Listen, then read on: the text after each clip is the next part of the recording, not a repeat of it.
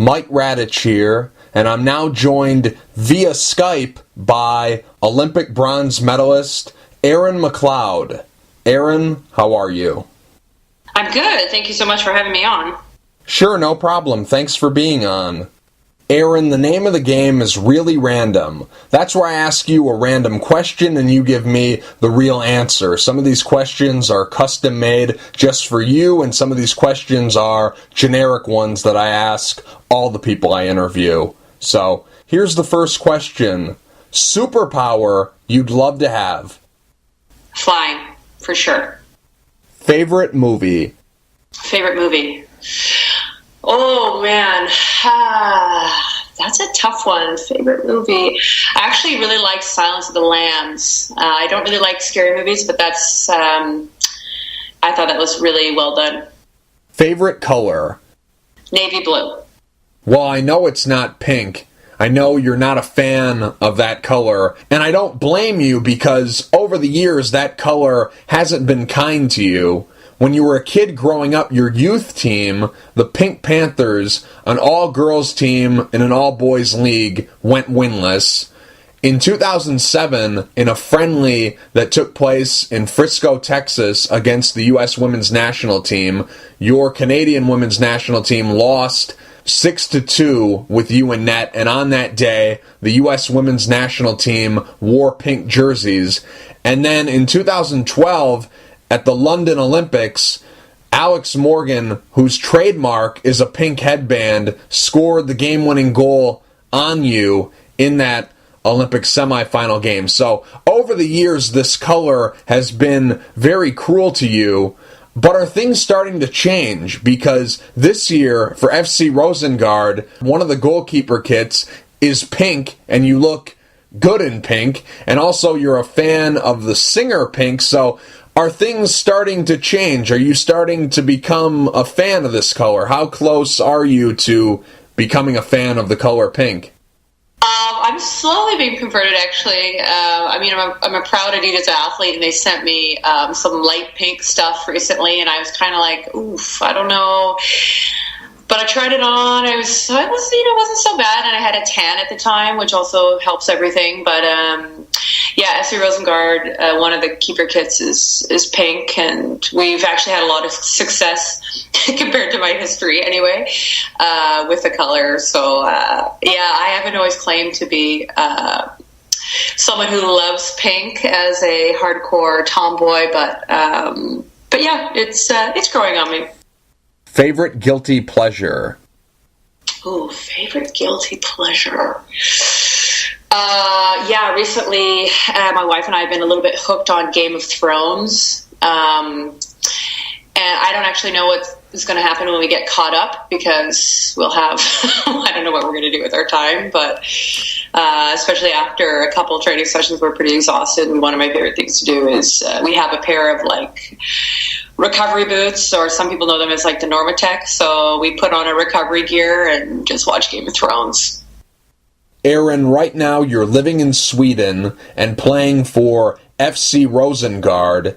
Last year you missed because of a torn ACL, but this year you've come back, and you've come back strong. Right now you're playing fantastic. I'll admit I haven't seen as many FC Rosengard games live that I would like to because of the 6-hour time difference between East Coast time and Sweden time, but I've seen all the highlights, and I always see you with a clean sheet, Ella with a goal, or both. So some people say it usually takes about a year when you suffer an ACL tear. It usually takes about a year to come back from that injury and return to the level that you were at before the injury. So, because you've looked very impressive this season, do you feel that you're back to the level that you were at before the injury? What's funny, I think, unfortunately, this is the third time I've done it. What I think is always so positive about an injury is a lot of times, like in anything in life, you get kind of caught up in emotions, and I think we take things, or I did anyway, was taking my profession a little bit for granted. and I was still working hard and putting all the time in and stuff, but because of the break I was forced to take, basically, I was able to look at the keeper I currently was, and the keeper that I've always wanted to be. And, of course, I don't think they were two totally different things, but I think, I had my goals. And the nice thing about coming back after a third one is I get this feeling, though, that every time I step onto the field, it could be my last time stepping on the field. So I don't take anything for granted. And with that, I've been a lot better at dealing with my fear, I guess. As I get older, I realize that being afraid is totally normal. It's part of everything. And just kind of accept it, embrace it. And the same with mistakes. I've always had this mentality where I've been pretty hard on myself. And with all these mistakes that I've made currently, in the past, whatever, I've beat myself up about it. And what I've realized as well from this year off is it actually makes no difference whether you're hard on yourself or not. So what's the point? So I've been able to kind of look at my game differently. I've wanted to be a calmer goalkeeper. I wanted to focus more on my positioning. I've been a very aggressive goalkeeper, and I think now I'm seeing aggression a lot differently. Like, for example, some crosses, or I'm in certain situations where holding my position instead of coming out is actually an aggressive way to be, as long as I'm holding firm in my decisions. So coming back has been a total gift, and to be able to come back, I feel like the goalkeeper I want to be. I'm not there yet, as you've asked. I still have a ways to go, but for me, the most important thing is my mentality right now is, I'm a little bit scared. I want to push the limits. I kind of want to continue to reinvent myself. But at the end of the day, almost every day, I just feel like I've done everything I can to be the keeper I want to be. And for me, that means the most, I think, coming back. You're like a fine wine. You keep getting better with age. I'm so impressed by what you've done so far this season. I'd say that you're playing as good, if not better, than you've ever played before. I'm so impressed by what you're doing. Are you sure you're 34? Yeah, you know what? Actually, speaking of age, I know like Christine Rampone has made some comments about age, and I always think it's interesting. I mean, if you ask anyone, generally they say they don't feel their age, but I was lucky during my injury to go, long story short, I went to Milan to see the Dalai Lama speak. And while I was there, AC Milan was playing Juventus. And watching this game, you have like Donnarumma, who's going to be the next Buffon, playing against Buffon. And what was so cool about that game was to watch Buffon play, and he could get any top corner save that he wanted, but he was very intentional, I guess, with every movement, everything that he did. He never did too much, ever. He always did exactly what he needed to do. And I think Buffon is now 38, and he's signed a contract till he's 40, if I'm not wrong, with Juventus. So for me, same thing. My problem in the past has been like working too hard. There's a smarter way to work that I've come to appreciate. I literally write down what I'm going to work on or focus on every single day of training, so I don't waste my energy. And every time I'm doing anything, it's very intentional. But I think the way that I'm training now is just so much different than when I was younger. And if I continue to do this the way that I'm doing it, then obviously I'd love to play as long as Buffon has played. He continues to prove people wrong, and why not me? I remember reading articles online right after you got injured last year, and in those articles they said that you were going to be out for 2 years. Is that true? Was 2 years the original diagnosis, or was that just a rumor?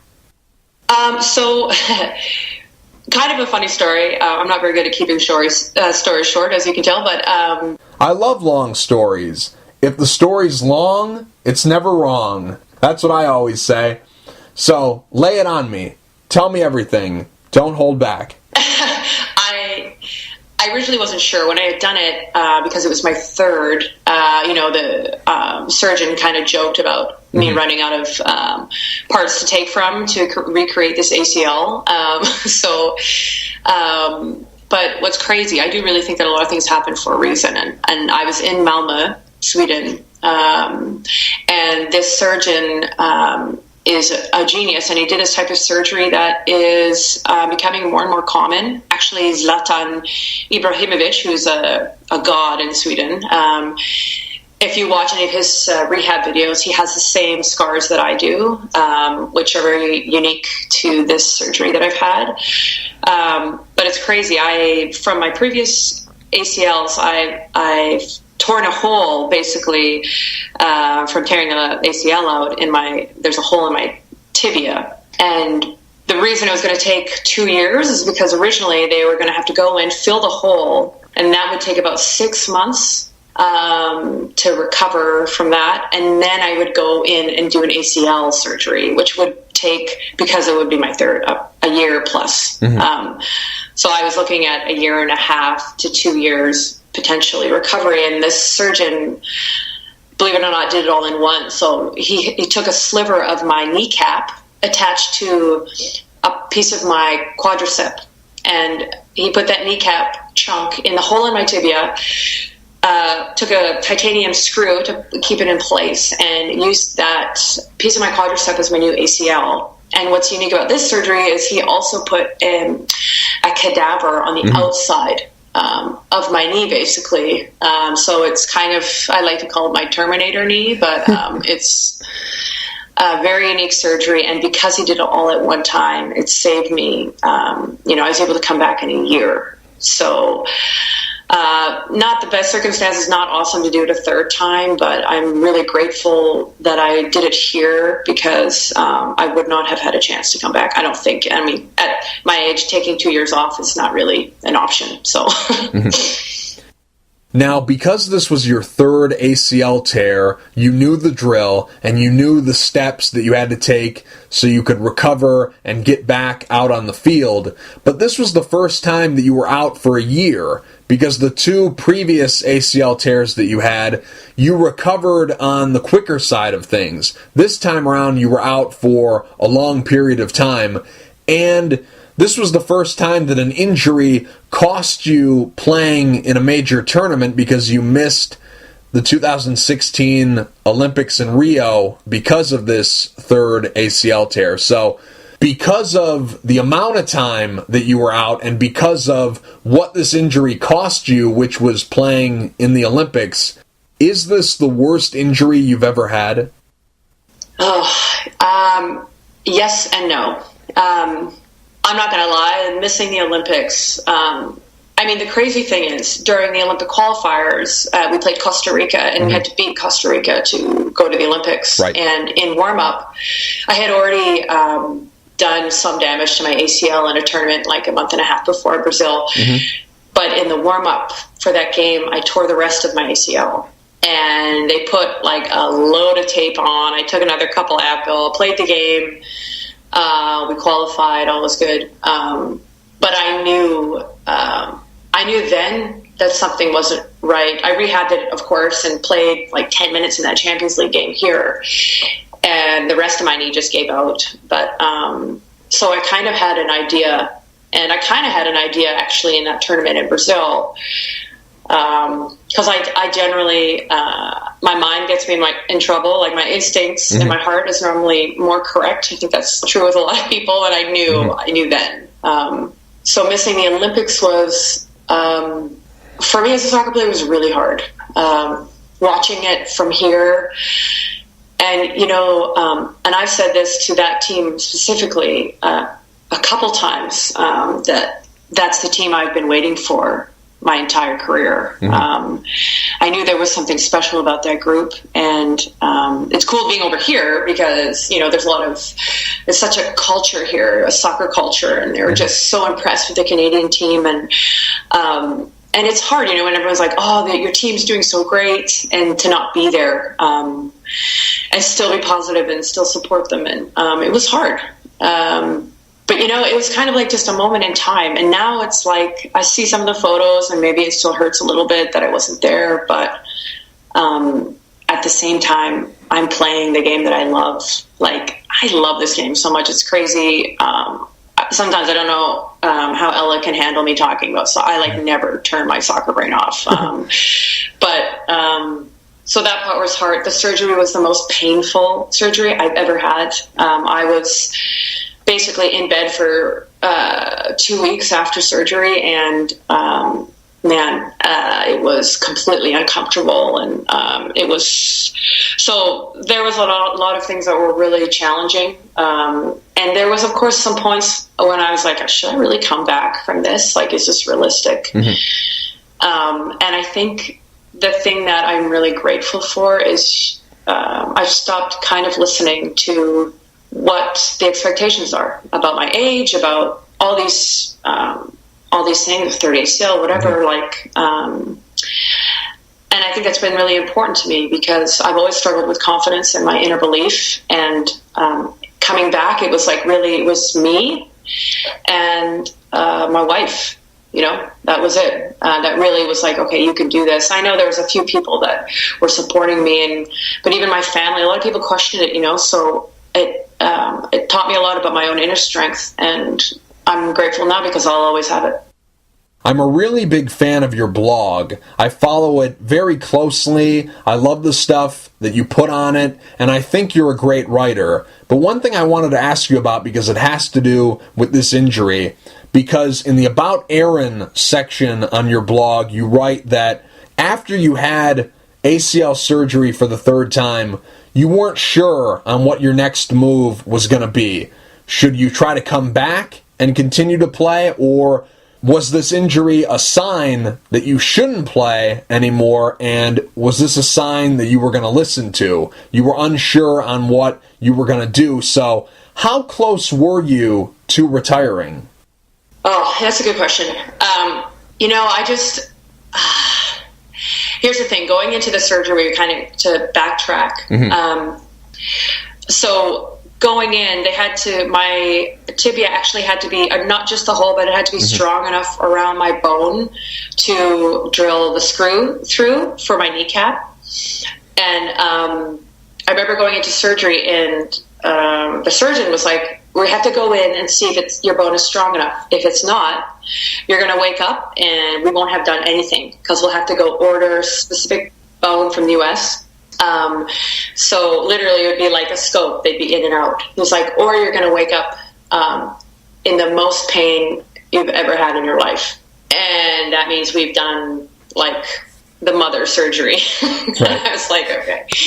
And when I woke up, I was literally shaking. I was in so much pain, and I knew then that it was not over for me, because I knew that I was strong enough, and if I just listened to my body, which I've been trying to do more and more as I get older, and for me that was part of it. I know mentally, you're like, oh man, the day-to-day, doing rehab a third time after basically doing rehab already for half a year because of my small nagging injuries before that.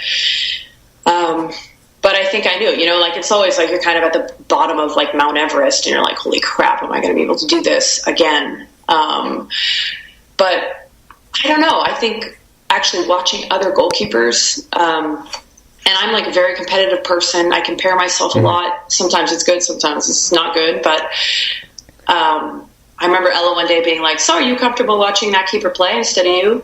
And I was so pissed. And she's like, I don't think you're done, Erin, because if you really were done, you would not care if someone was taking your spot.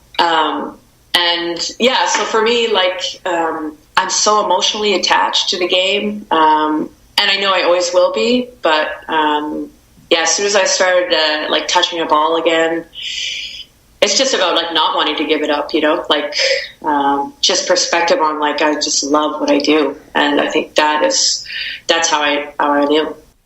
this is your second stint playing in Sweden. You played there in 2011 and 2012. So how are things similar and how are things different from your first go-around playing in Sweden? Well, so the first time I was playing in this small town called Borås, which is just kind of outside Gothenburg for people who do or do not know Sweden that well. And Dalsjöfors was the name of the team. We just got promoted to the top league. So we were one of the bottom two teams in the top league. And it was just after the Olympics. And at the Olympics, I don't know if you remember, the World Cup 2011, we had finished dead last. Yeah. And so for me, I was in a really bad place and I just wanted to have fun. And playing on a team where I literally would get like 40 shots a game. Like I would get lit up every game. And I loved it. I stood on my head that season. I just remember like actually just, playing for the love of the game, because before that we had worked so hard. At the time we had Carolina Morace with the national team. And I don't know, the way the training environment, it just, it stopped being fun. And so I was just so glad to get that back, the joy. And the team was great. They're all, now everybody is younger than me, but I think then it was, it was just a great group of women and coaching staff. And I had such a positive experience. I was there with a couple, like Alex Singer was there as well, American player. And it was nice. And it was nice to be away from Canada, because of the critics and, we really got ripped apart after that World Cup. And then, to come back this time, it's just so funny because now I'm on a team that's the top of the league or one of the top two in the league. And, I'm not getting lit up every game. It's more, I think of it more of, international play. You get potentially 3 or 4 shots in a game and you have to be totally sharp. You just have to be consistent and solid every single game. And there's a different pressure. Like here, we have, I don't know how many games left and we have to win them all. And that's normal. The expectation is to win every game. And I've been in Houston, I've been in Chicago, I've been in a lot of teams where we haven't always been at the top of the table. And so it's a different pressure, definitely being here. But I'm also playing, this is like my dream team. I don't know how many times I have to say it. Like, right. I've got like Anja Mitteg and Lotta Schelin and now Carolyn Sager, like these people shooting on me or I'm playing with daily. And they're players I consider some of the top in the game, in the women's game. And I'm learning so much. And I just feel so lucky that I'm learning so much at the age of 34 in these training sessions, small details. And you cannot take a day off here mentally ever with the quality of players here. So the training here is some of the best training I've ever had. And then the games, like I said, it's more like international play. So, and I love Swedes. They're a lot like Canadians, good and bad, but I just feel very lucky to be here again. There's so much talent on FC Rosengard. It's actually scary how good this team is. This is like an all-star team, because anyone who starts on this team could start for any club, in any league, anywhere in the world. That's how much talent is on this team. I can throw a rock at the field and hit a world-class player. It's just amazing how good these players are. And you've been on very talented teams in the past, but nothing like this before. So would you say that by far this is the most talented team you've ever been on? Yeah, definitely. Club team. It's just, like every team, that's not to disrespect any team that I've been on before. Sure. I just think it's a much different team. The tactics that we're applying, playing in Champions League, it's just, these are the reasons I wanted to come to Europe. And I just feel so grateful that I was in a place in my career where I got picked up by a team like this. And yeah, definitely. I've always been proud of the club I've been on, but I mean, this one, I think I'm especially proud to have the FCR Rosengard crest on my chest. It means a lot. You're playing great, the team's playing great, everything's going great for you over in Sweden, but there is one thing missing, the Ella and Erin show. Why did you stop doing it? Do the Swedish not like lip sync battles, or name that dance, or guess that accent? Do they not like playing heads up? No one from the front office wants to be interviewed by you two. I know you did one episode during your time in Sweden, but it was only one episode and that was a long time ago. So why did this show go away? Well, we did the one show and it was like a total flop. Like, I think what was funny was, so if anybody watches The Muppet Show, I grew up watching The Muppet Show because my parents were obsessed with it. I mean, I was just watching reruns at that point, but The Swedish Chef would always come on. And it's funny now because I'm learning the language, and literally everything that he says is total gibberish, except for when he goes Swedish meatballs, right? Which is like, he just says Swedish meatballs. Right. So we thought it would be like hilarious to just poke fun at some of the Swedes, but it's hard. Most of the things that we did, it's funny, like learning a new language is like a lot of humor doesn't transfer, or if you're playing like Heads Up, for example, like it's a totally different game when people don't really know movie titles, don't really know actors, don't know the names of things in English.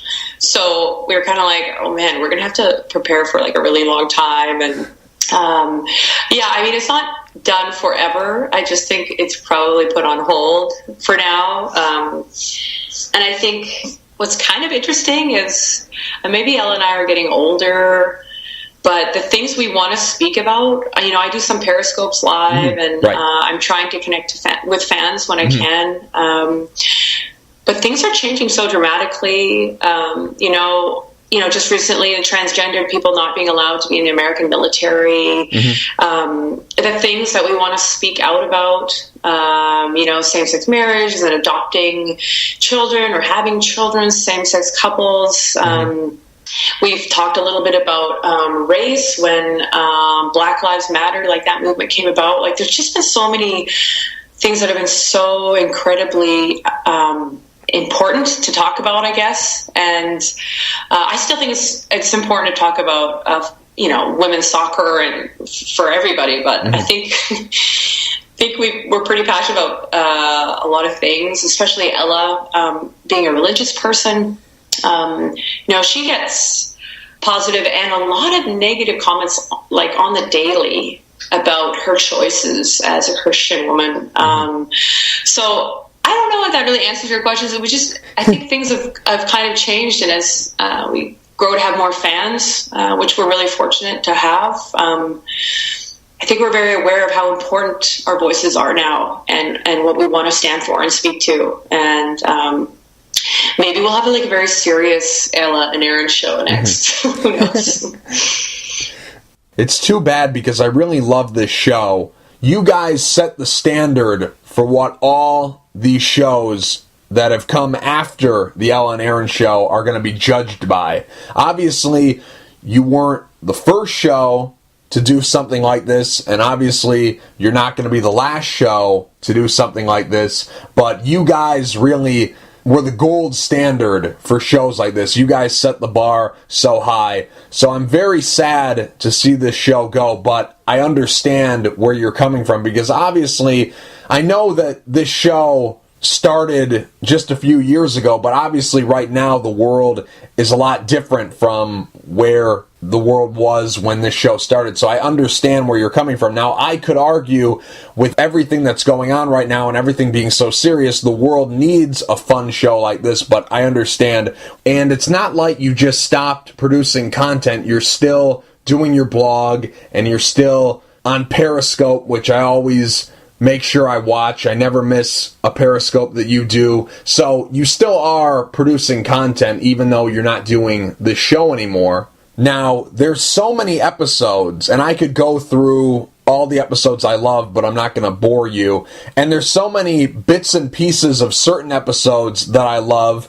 I love all of them so much I can't really decide what my favorite episode is. So I'm going to leave it to you, and then whatever you say, I'll just go with. So, what was your favorite episode of the Ella and Erin show? Which was my favorite? There was a show, actually, I think it was with Stephanie Oakes. Ooh, good one, yeah. Did I wear a leopard suit, or was that Ella? You were in this, like, not quite a Canadian tuxedo, but the next best thing. Oh, yes. I mean, that was hilarious, just because sometimes I can't help myself. Like, the music takes over my body, and I get really into the moment, and I just remember feeling that with that group. I think it's like rare when you could be with a group of people and totally just make a fool of yourself and feel comfortable doing it. And I really appreciate that about Houston, actually. We've made some really good friends that we keep in touch with, and that's probably that was probably my favorite. Yeah, that's a great one. That impromptu dance that you made Stephanie Oakes do because she lost 80s or 90s music. Yeah. That's a great one. Word on the street is you'll be returning to the Canadian women's national team in November. Is that true?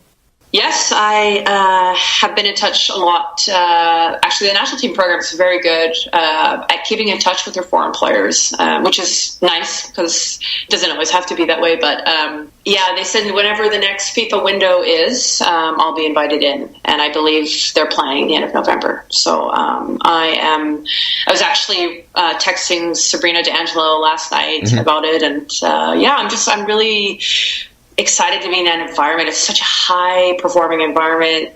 John, I think, is a very inspirational coach. He's a good motivator, good coach. His tactical brain is incredible. So, I'm just it's always an honor, and I'm just hoping that I can, bring a lot when I come to the team.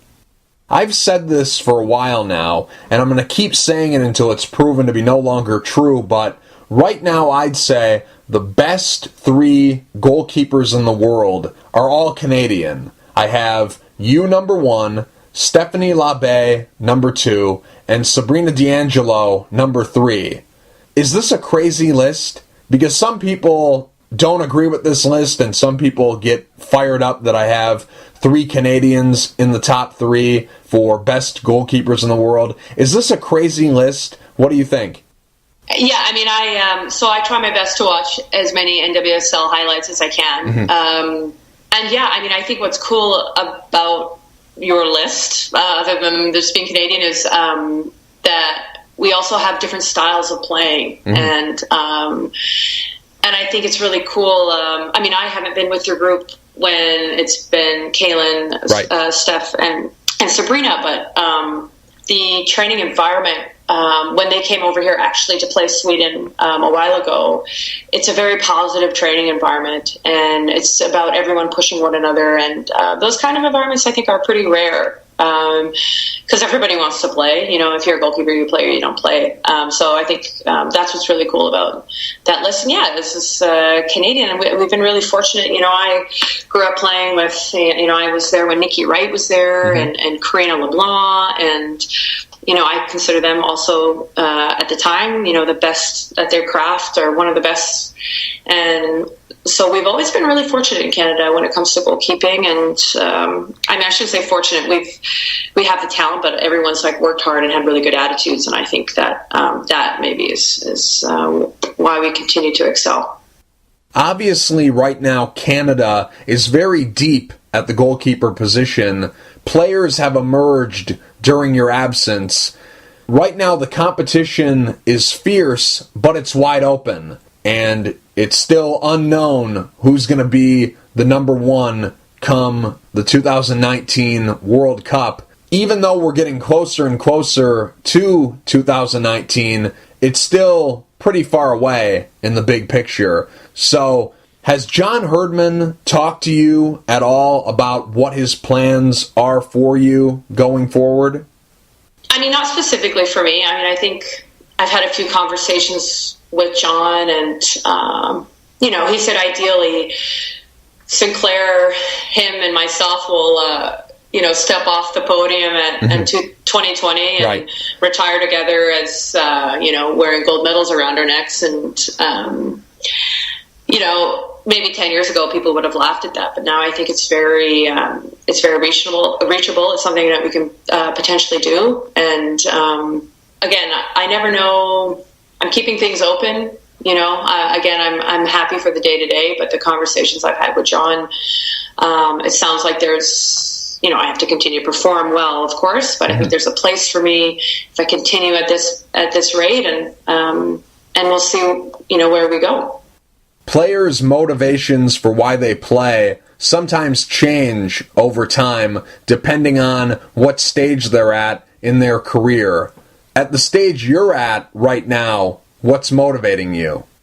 Well, there's a few things motivating me now.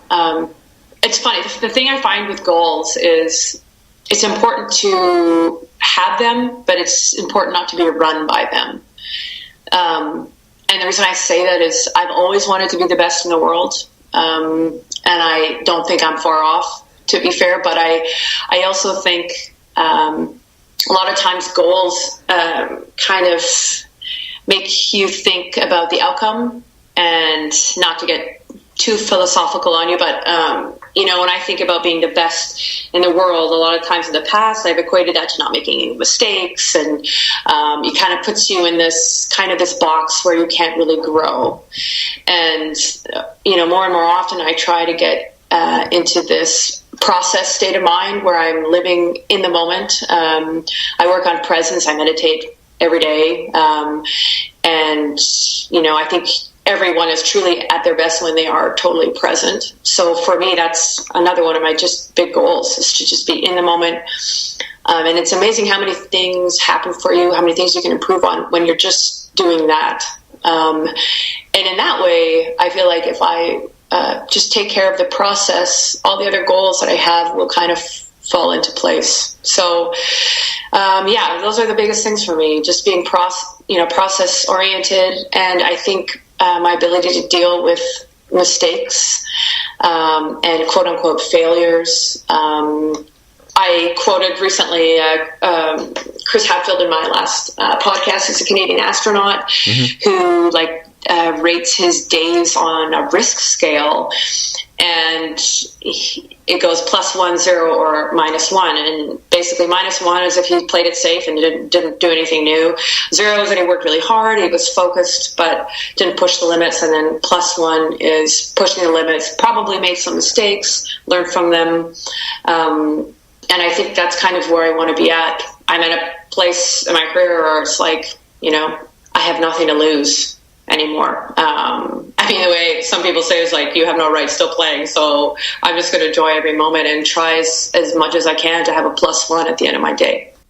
You really are a true Renaissance woman. You have so many things going on right now. You're interested in so many different things. You're passionate about soccer and music and art and so many other different things. You have side businesses going on. You're a very busy woman.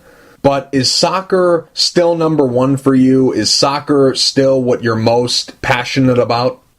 Yeah, definitely. I think actually what's number one for me is just balance.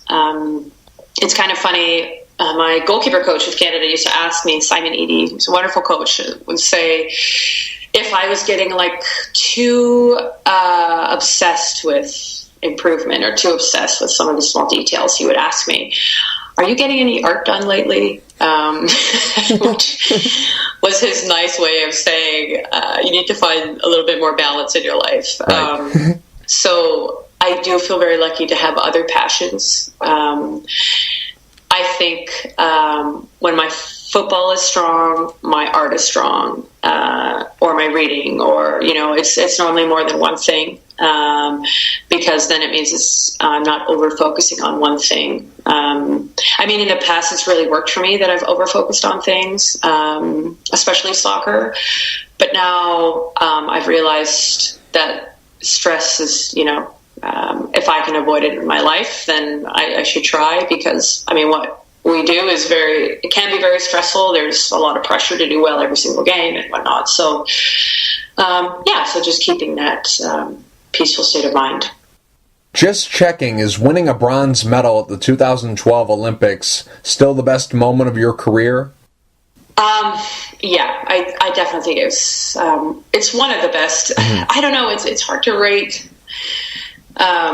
moments in your career. I mean, I'm such a sap when it comes to soccer. Mm-hmm. One of my favorite moments in my career was in the 2015 World Cup when I got player of the match against I think it was Swiss, and mm-hmm. and I kissed Elle after the game, and my whole family was there. My whole family was in tears. They were just so proud. And, right. I don't know. It was a huge moment for me that I was able to walk around with my niece and my nephew in my arms with McLeod jerseys on. That was a pretty huge moment. And I think the reason the bronze medal game was so big was because, you mentioned the semifinal game with Alex Morgan and her pink headband. Right. Sorry. No, it's okay. But it was, I remember at that moment feeling so devastated that I'd let the team down. And I was so happy after the France game because mm-hmm. the statistics were through the roof. They had like 29 shots mm-hmm. or 10 on goal, and we had like 1, and we won the game. Mm-hmm. And I had a really good game. I was really proud, but I don't know. I think sometimes you have those moments where it's like you look back at all the hard work and all the crap you had to go through, and in one moment you just are so overwhelmed because everything was worth it. And that's how I felt. I remember Rian Wilkinson ran over to me, and we were just holding each other, celebrating. I was just bawling. I was so proud to be a part of that moment with all of those women. Why does that bronze medal that you won at the 2012 Olympics in London mean so much to you? Is it because of how personal it is to you? You grew up watching the Olympics, dreaming about being able to play at the Olympics and being able to call yourself an Olympian, and your family always watched the Olympics together. It was always a big event to watch the games at your house. So is it because of how personal it is to you, or is it because of where the team was at during the time of the Olympics? Because at the 2011 World Cup, it was a rough time. The 2011 World Cup for Canada was a disaster. The team finished dead last in that tournament that year. And going in to the 2012 Olympics, no one was saying, I think Canada is going to do good, or I think Canada is going to win a medal. No one was saying that going in to those London games. Very few people thought you guys were going to do what you ended up doing that year. So is it because of how personal it is to you, or because of how the team was able to rise to the occasion and get that medal? Why does that medal mean so much to you? Well, I think, in the 2011 World Cup, and I think different coaches bring the best and the worst out of certain players and teams. And under Carolina Marache, she didn't actually give the players any responsibility. And I think that's what ended up hurting us in the end, because if things didn't work out, it was really easy to blame our coach.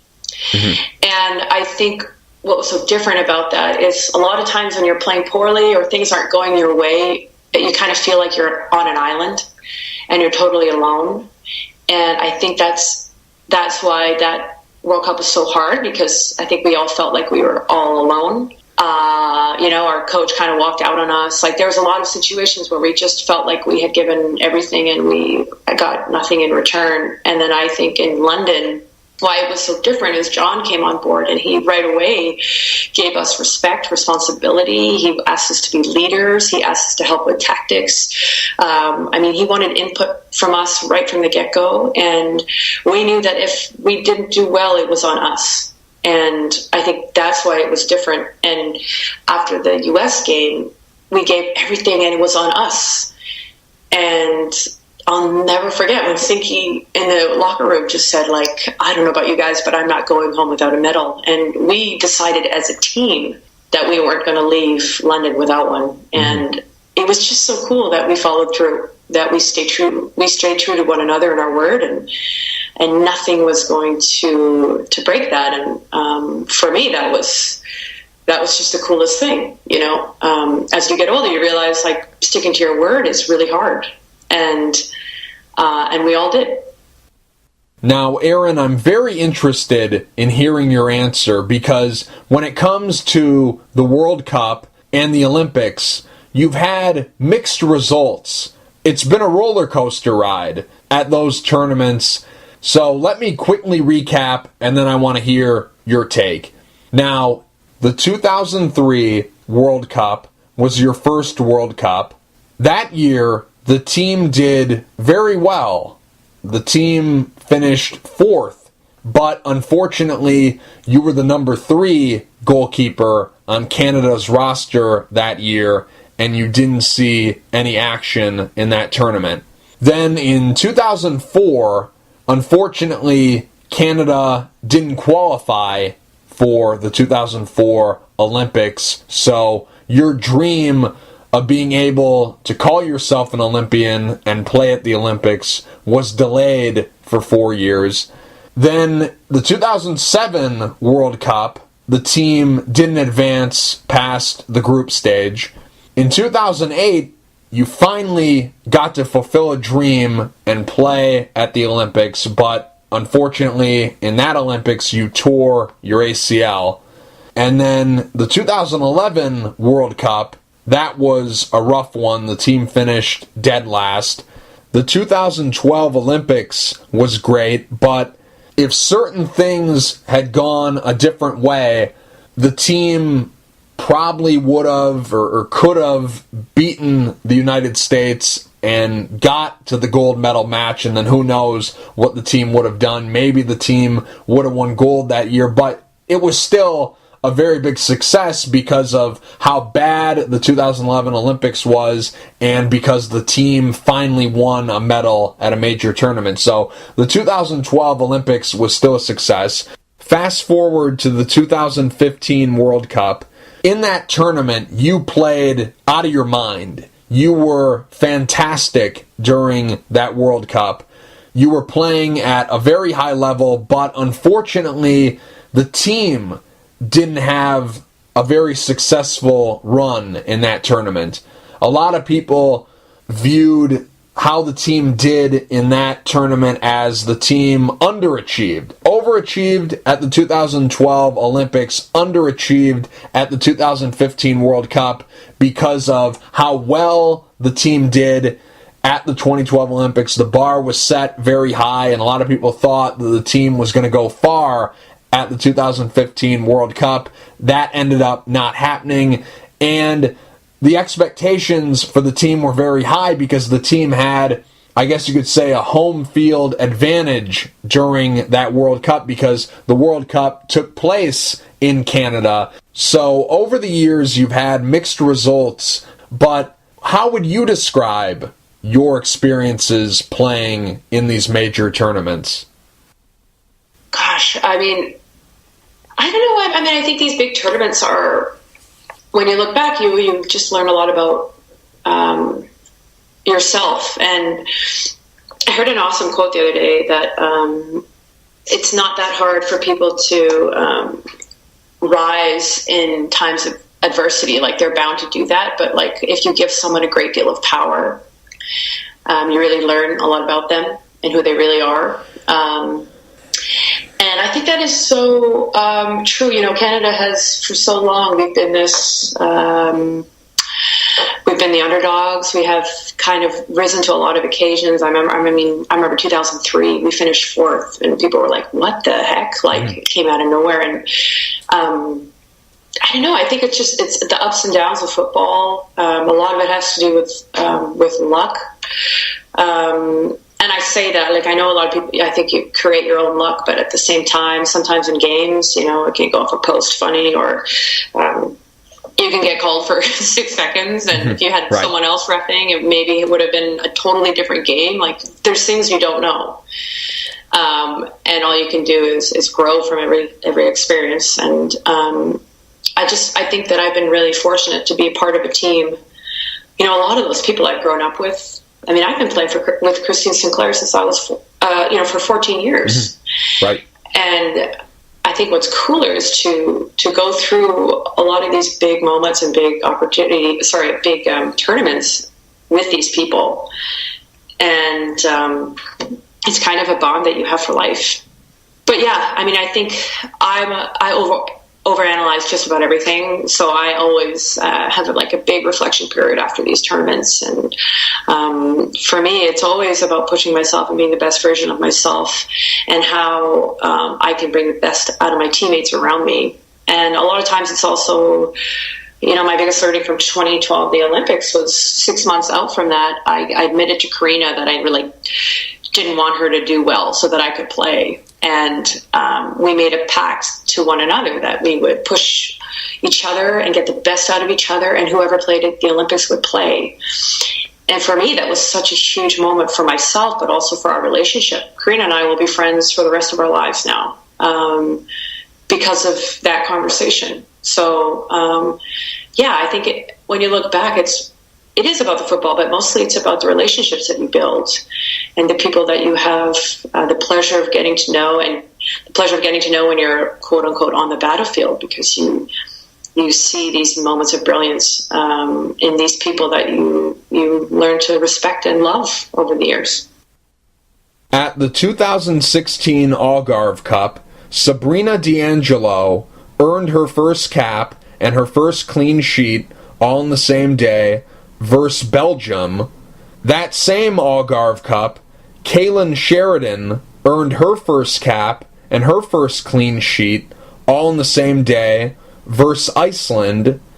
But 14 years earlier, you started that trend because you earned your first cap and your first clean sheet all in the same day at the 2002 Algarve Cup versus Wales. What do you remember about earning your first cap? Man, all I remember from my first cap is I was scared as hell. I was like shaking. I knew that we were really supposed to win the game, so I couldn't throw a few in the goal. But yeah, I just remember being so scared, and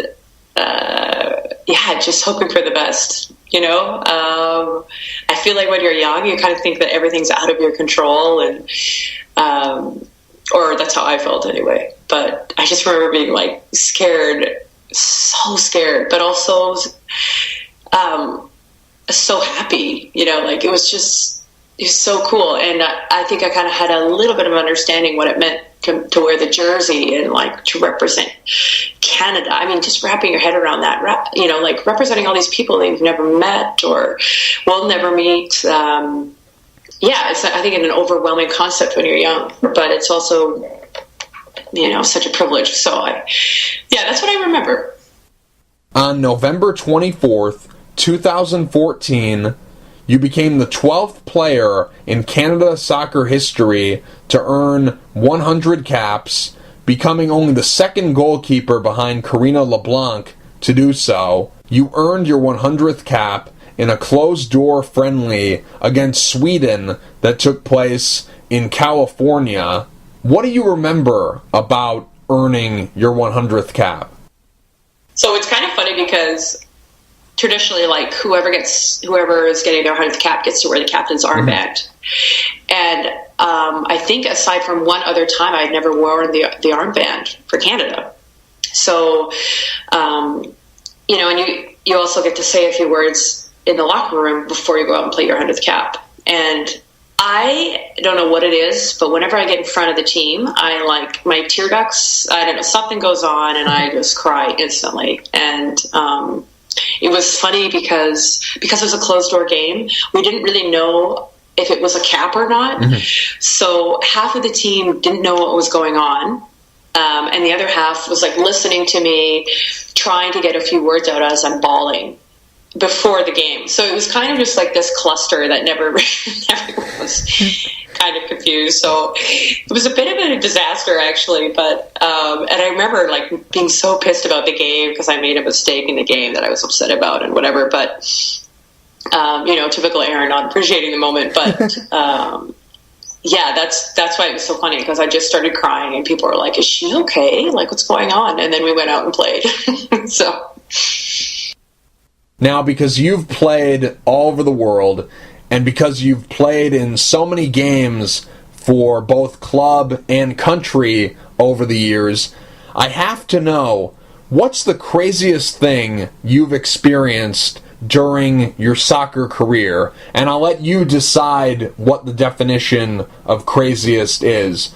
It can be crazy like, oh my God, I can't believe this is happening, this is great, or crazy like, well, that was strange, I didn't expect to see that. Regardless of where it falls under, what's the craziest thing you've experienced during your career? Ooh, some of the craziest things. Well, I do think, like, being at the Olympics when I remember being in the meal room and walking by LeBron James.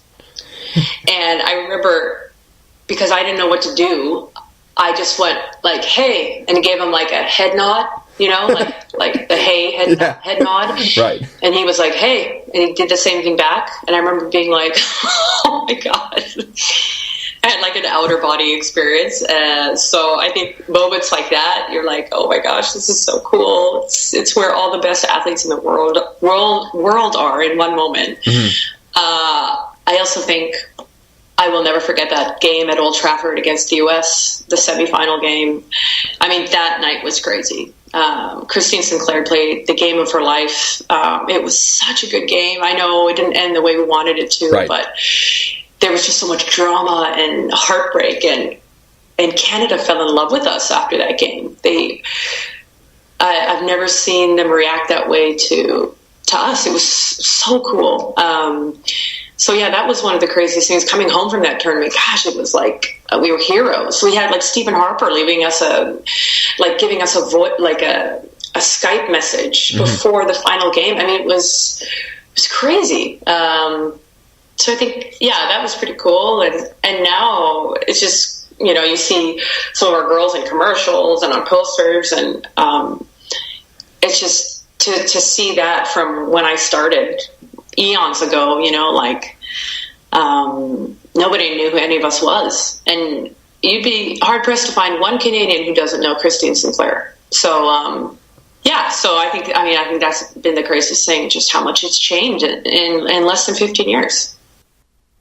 When it comes to my favorite save that you've made during your career, I should probably say that my favorite save is one of the saves that you made at the 2015 World Cup, whether it's the point-blank save that you made versus Switzerland, or the save that you made against the Netherlands where Rian Wilkinson slid into you and you still made the save. I should probably say one of those saves, or I should probably say my favorite save that you've made during your career was at the 2012 Olympics in the bronze medal match versus France.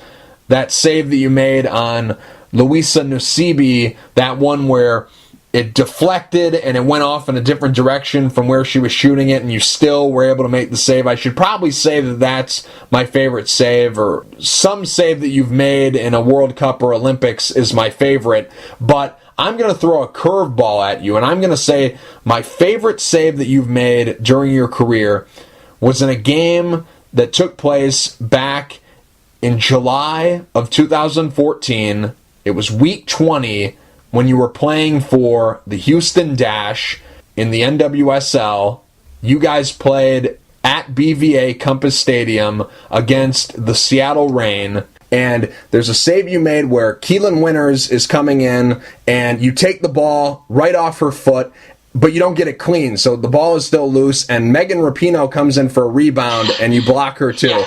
That's the one I'm going to say is my favorite save of your career. But what say you? What would you say is your favorite save or your best save that you've made during your career? Oh, God. That's a tough one. I think, oh, man. My favorite save. I have a lot of, favorite moments. Mm-hmm. But I do actually, from that France game that they never put on any highlight reel. It was so sad, but there was a cross that came across. I don't even know who hit it, but this girl was like 8 yards away, and I literally ran as fast as I could and just threw my body at her. Like, literally, I looked like a flying squirrel, and it like deflected off my body and went out for a corner. And I just remember thinking it was the best save I'd ever made. And it's just funny when you see the highlights, because like basically nobody saw it unless they saw the game live. But even if you saw it live, it was like a hard save to see because there's so many people. So I think that's my favorite, and I think I might be the only one who ever witnessed it. I mean, there really is no right or wrong answer. Right now, in my book, you're the number one goalkeeper in the world, and your highlight reel is second to none. You have so many great saves during your career, and even in the earliest days, that 2002 U19 World Cup, you were making some amazing saves in that tournament. You had this one save against Brazil in penalty kicks. Let me think. Who was that player that you stopped in that game? I think she still plays. I think she's pretty good. Oh, yeah, Marta. Yeah. That save, I mean, a lot of people, when they think back to that 2002 U19 World Cup, everyone always thinks about your hair, and everyone always remembers the hairstyle that you had during that tournament. And I do, believe me, I do remember your hair, and I do love your hair from that tournament, but I remember those saves that you made in that tournament. So you've had so many great saves over the years. Now, as a goalkeeper, you have to have a short memory, because if you give up a goal and go into the tank, your team really doesn't have a chance of winning. You have to have a short memory. When you make a mistake, you have to forget about it very quickly, because there's more game to be played. When you give up a goal, especially if it's early in the game, you gotta just rebound, because anything can happen in a game. So, with that being said, even though you have to have a short memory, is there still a save that bothers you? Is there a save that you could have made or should have made or wish you made during your career that still bothers you to this day? Is there anything that comes to mind over the course of your careers? Yeah, actually, I mean, that under-19 tournament, we played the US in the final, and there was a ball that got driven across. I'm not sure which player it was who scored it. Sorry, my dogs are... Yeah, but I remember the cross coming across, and I mean, obviously when you're older, you learn how to make saves later, so I don't know if I even had it in my repertoire then to make that save, but I wasn't that far from the ball. It kind of went through almost like my arms a little bit, and we were just so close. So I think that one, I still wish that I'd made that. And I think too, even in the semifinal game, because it was very similar to the game, to the type of goal I've scored on against when we played England in the World Cup. It was kind of, a ball came across, I think it was Alex Morgan, did kind of a loopy header. And because I was about 2 yards off the line, literally, the height of the ball beat me. And then she scored that way. Same with the England one, just because I was a couple yards off my line. It just dipped, it just went over my hands. So, yeah, if I could have those games back, I would definitely, those would be the things I'd try to save. One thing that's always fascinated me about soccer is, especially at the level that you're at, because essentially you have two teams. You have your national team and you have your club team. And you have teammates on both of these teams, and sometimes they cross over, but a majority of the time it doesn't work that way. So sometimes you'll have to play against teammates that you play with on the national team level. You'll have to play against them at the club level, and vice versa. So my question to you is, who's the player that you love playing with but hate playing against? Oh, yeah, that's a good question. Well, you know what? I mean, she's not playing anymore. Sonia Bombasta, who I thought was a legend when I thought she was an incredible player. And I played with her in DC. And she had a fight about her that was like, you obviously wanted her to be on your team, without a doubt. But playing against her with France, same thing, like she had the grit and the fight, and she would do anything. She was such a competitor. She'd do anything to succeed. And sometimes it wasn't always pretty. So she was definitely one of them. But I say that with the utmost respect, man. What a legend. And I'm trying to think of who else. I think Sawa. I had the pleasure of playing with Sawa. But she's one of those people that has like the heart of her team always, and she was so good. And those people that you kind of like, when you lose to them, you're like, oh, but I respect Sawa. Right. Right. So I think in that way, I had a lot of respect for Sawa. But yeah, I knew the kind of impact that same with Abby Wambach, she was the same kind of player. If she's on your team, I always think that she won best player, or has been one of the best players in the past, because she just had the ability to have an entire team do whatever it would take, and she was just such an impactful player. So yeah, I think those players probably, to name a few. There's probably a lot more, but. Do you have any pregame rituals or superstitions? Pregame rituals. I think for me, as I've always been a really nervous player on game days, so I try my best to kind of just chill as much as I can, whether that means meditating or I write in a journal every day almost, or I draw. I just do something that's pretty relaxing. Go for a long walk. If we, have a home game, walk the boys and do like a good walk and stretch. But anything to kind of keep me in the present moment and just relaxing. Do you have any post-game rituals?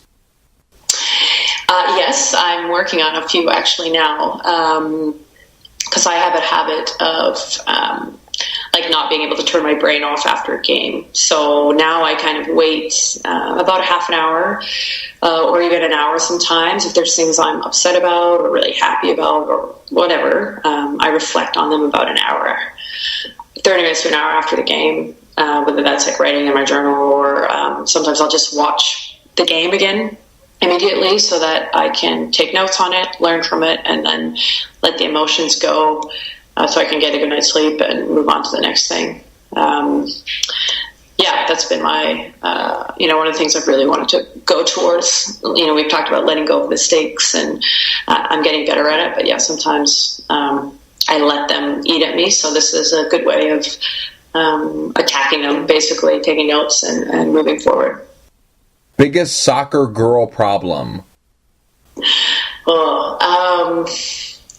Tights. I go through tights.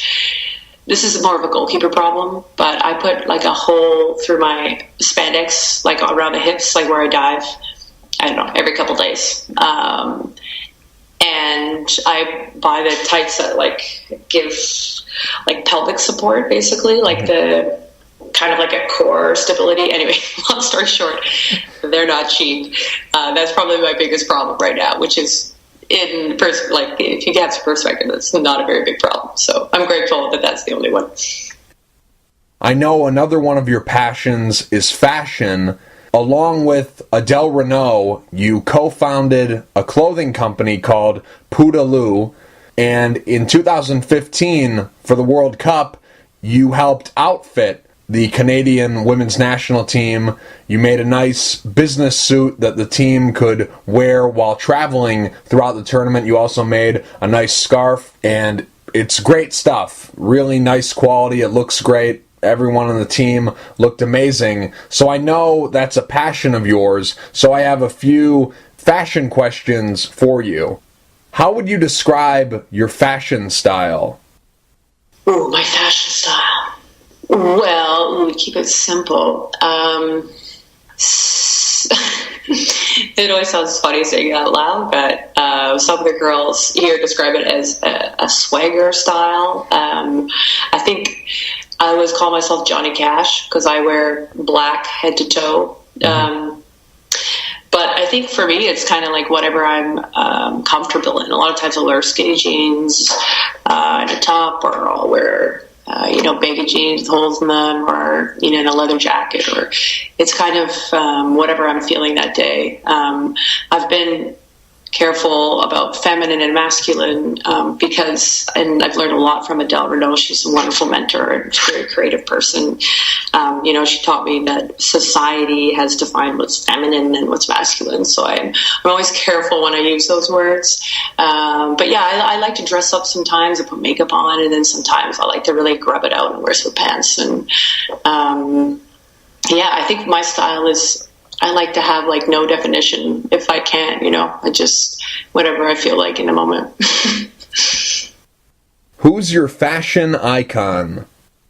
Gosh, my fashion icon. Well, the thing is, actually, I love being in Sweden because it kind of had like a unisex style here. I don't know. I think it just, again, it kind of depends what mood I'm in, but I like some of the guys' style that I like. It's like Kanye West. I like a lot of his stuff, or even like Justin Bieber. Gotta stay true to my Canadian roots. And right. But when it comes to like females, I don't know actually. I like Charlize Theron. Cannot wait to see Atomic Blonde. That's a side note. It's a great movie. I saw it on opening day. You're gonna love it. It's so good. Okay, sweet. Yeah, you'll love it. I also love, I don't know if you've seen the movie The Proposal, but Sandra Bullock in that movie, like the pencil skirt look. I am obsessed with the pencil skirt look. I love that kind of I don't know what you would call that. Like maybe like office, like dress up office wear for women, or I don't know what you would call it, but right. I love, every outfit she wears in that movie I love. Fashion trend that's no longer in style that you wish would make a comeback? I think overalls. Actually, I love overalls, and I'm always impressed when people can pull them off. Ella can actually pull them off, but I don't know many people who can. I think that would be one of them. What's the greatest fashion trend of all time? Just really simple. I think like a simple t-shirt and jeans and Ray-Bans. I think that is just a look that will probably never go out of style. If you could raid one celebrity's closet, who would it be and why? Gosh, that is a good question. Probably Kim Kardashian and Kanye West, actually. I'm sure that closet is incredible. I'm sure it's nice, but I don't think it compares to that human closet that you had a few years ago in Seattle when they made you change your shirt from blue to green. Do you remember that? Yeah. They say that opposites attract, so that's probably why you and Ella are perfect for each other, because had it been her, she would have just ripped her shirt off in front of everybody, and there wouldn't have been any need for a human closet. Yeah. That's awesome. Favorite piece of clothing you own? Piece of clothing. I think probably just, I have a lot of Stance socks. I'm a big sock person. I love funky socks. So, yeah, that's probably what I would say. We know you're an Adidas athlete, so what's your favorite Adidas product? Oh, Stan Smiths. Like different variations now, they're going through different, different materials on the shoe, but definitely every variation of the Stan Smith I love. You're a very talented artist. All the things that I've seen that you've created are terrific. So, do you have any formal training, or are you self-taught? A little bit of both. When I was really young, I was obsessed with Wayne Gretzky and the Teenage Mutant Ninja Turtles. So I drew them a lot. Like probably when I was 4 or 5, you could actually tell what the things where I was drawing. And then I had my first art class in high school, I guess. When I was in the 5th grade, Mademoiselle Costa was my teacher, and she was like fresh off the boat from France. And we would, at the end of almost every school day, if we wanted, we could just draw for the last 10 minutes of class. And I looked forward to it every day. And, but she helped, I think, with some of our art, or gave us pointers with shading. I know in high school, I signed up for like an IB art class, which I loved. It was a lot of work. And then I took one class in university, at Southern Methodist University. And I got to give props to like art students, because my one class I'd have 4 to 6 hours of homework alone from, just the amount of sketching and work and all the stuff you had to do. But that was it. The rest of the time, I'm kind of on my own. I've been really lucky to travel. We went to Rome for our honeymoon, and I got to watch these street artists do all these incredible things with spray paint. So it's just kind of over the years, just a lot from observation and travel and teaching myself. I'm obsessed with Andy Warhol. A healthy obsession, I hope. But yeah, so there's a couple artists like Banksy, Gustav Klimt, of course, like Michelangelo, Da Vinci. Like, I love the mix between the classical and more of like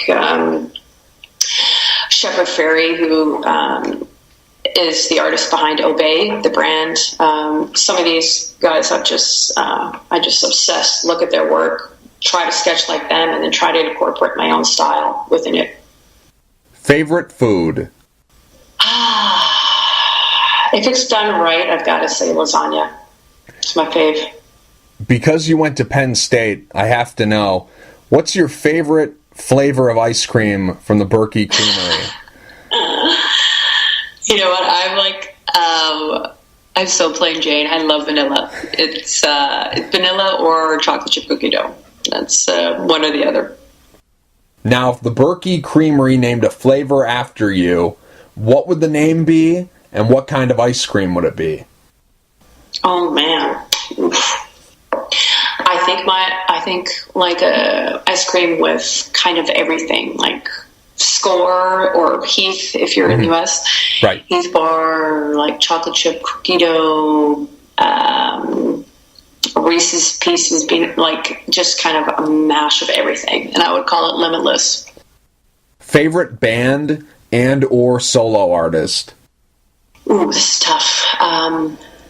I love Sia for her lyrics and for the way that she sings. She's incredible. I also love Adele. I think it's funny when people listen to Adele records, they always say they cry over the breakup they never had. I think that's true about her lyrics. Everything she does, she's just, I think, incredible. Those are probably my two faves. I also really love Florence and the Machine, because, again, the lyrics, she just has a lot of powerful lyrics. A lot about like self-empowerment and a mind over matter, which I love. So, favorite TV show, and it could be a show currently on the air or a show no longer on the air. Just overall favorite TV show. Power. It's my favorite show right now, I would say, on TV. Go-to song when you're singing in the shower. Oof. Adele, and she has, what's the one that Make You Feel My Love, which is actually a Bob Dylan song. I didn't know originally. And I think actually a Cinderella song from like Disney Cinderella, like A Dream is a Wish Your Heart Makes. Okay. I sing that one all the time. I don't know why it's always in my head, but that one comes up a lot. Celebrity people say you look like? The UFC fighter. What is her name? Ronda Rousey? I've been told that, which I take as a compliment. And There's also one other actress. She was in The Last Dance and 10 Things I Hate About You. Julia Stiles. Julia Stiles. Yeah. I've been told that as well. Okay, I can see that. There's very few people in the world that have an entire section on their Wikipedia page dedicated to their tattoos. Now, I don't know how familiar you are with your Wikipedia page, but is this all up to date? How accurate is this section on your page? How many tattoos do you have? And then later I can go back and check it against your page when I pull it up. How many do you have? Well, that's a good question because now I think they're kind of all meshing together because I'm working on a full sleeve. So we'll just say that one's one to make my mother happy. And then I have 2, 3, 4, 5 more. So 5 in a sleeve.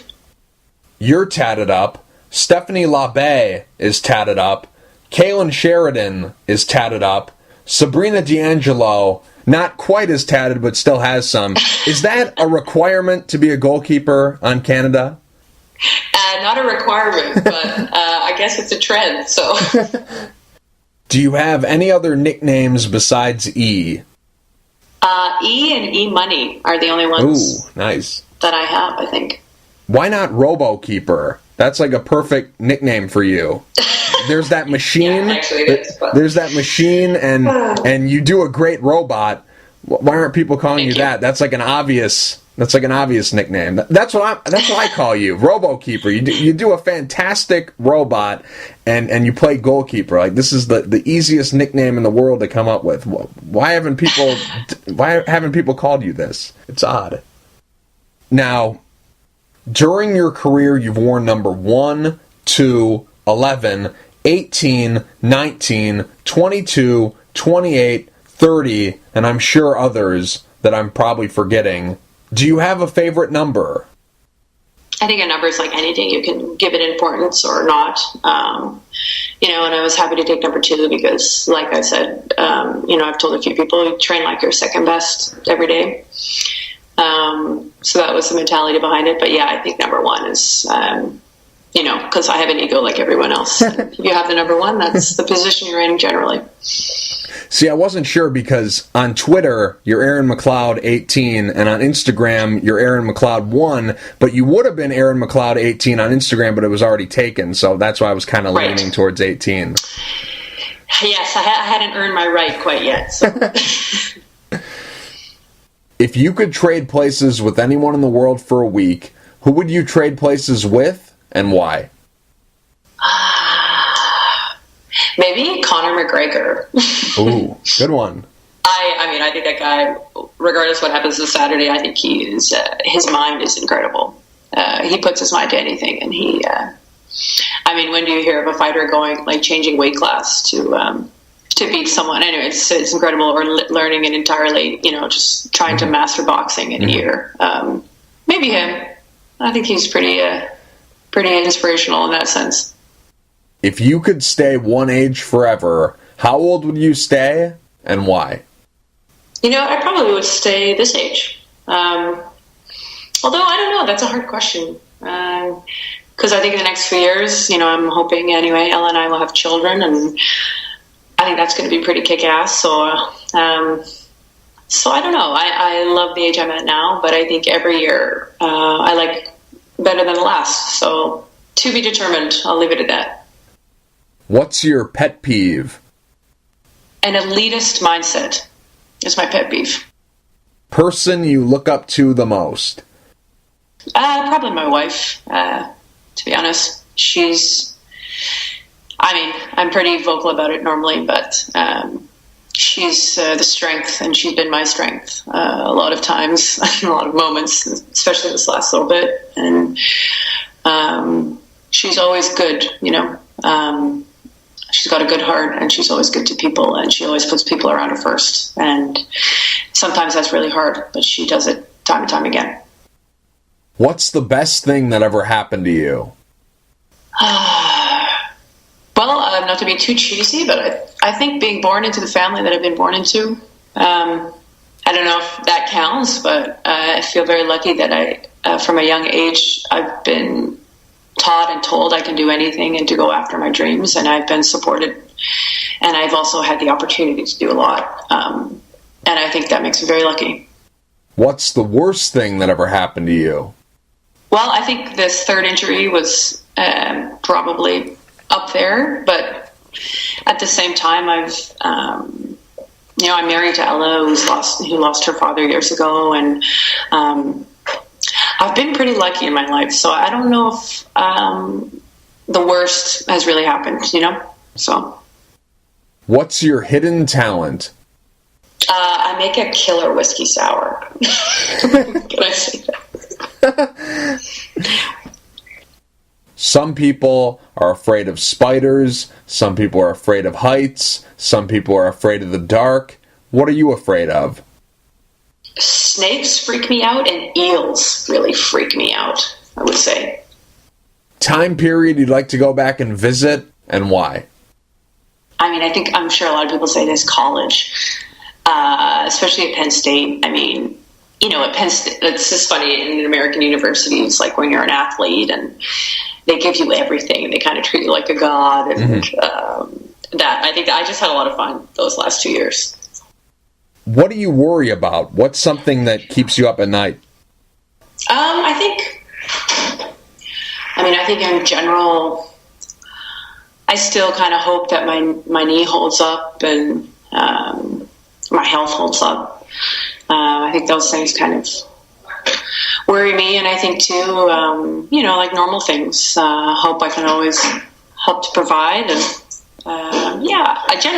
I'm mostly worried about soccer, but also family. We're far away from family, and just when we get to see them next, and staying connected with them as much as we can. That's, I think, a hard part about being away. Number one thing on your bucket list? I want to climb Machu Picchu. I'd love to see that. If you could change one thing about the world, what would you change and why? Yeah, I think the number one thing I would change right now is just racism. That would definitely be the number one thing. Put an end to it. Open people's eyes to how we're really all the same. We're all one, Erin, last question. Let's say you were on death row and about to be executed. What would your last meal be? And I need an entree, a dessert, and a beverage. What would your last meal be? Caprese salad to start. I definitely would probably have to have lasagna. And dessert, if I had any room, maybe like New York cheesecake, and then just a glass of red wine. Erin, thank you for taking the time to talk. I really appreciate it. No, thank you very much for having me.